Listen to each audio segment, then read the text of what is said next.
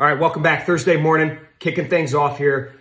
Past couple days, we've been able to string together a 4-day winning streak in the stock market. Looks like that may come to an end today. Futures are down in a big way in the pre-market. S&P down 1%, NASDAQ down 2%. Tech stocks getting hammered yet again. Had Facebook's earnings, or Meta, as they call it now. Their earnings came out last night. Massive miss. Stocks down over 20%.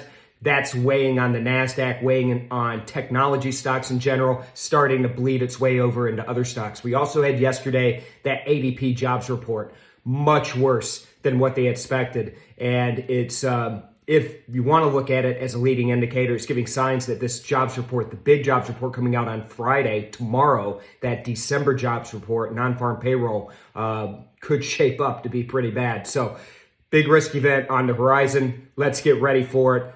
Let's get through today. First, though, let's talk a little bit about what's going on. So again, got some more earnings out today. Seeing those markets down in the stock market. Like I said, futures are down. Dow Jones, S&P, NASDAQ, all getting leaned on in a pretty big way. Could break that 4-day win streak that we've had.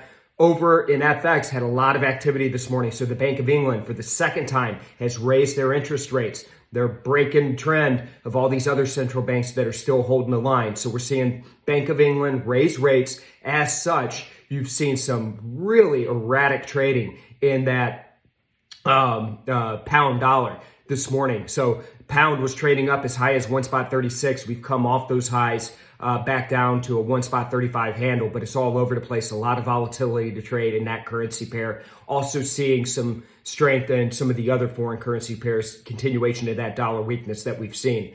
Oil is down $1.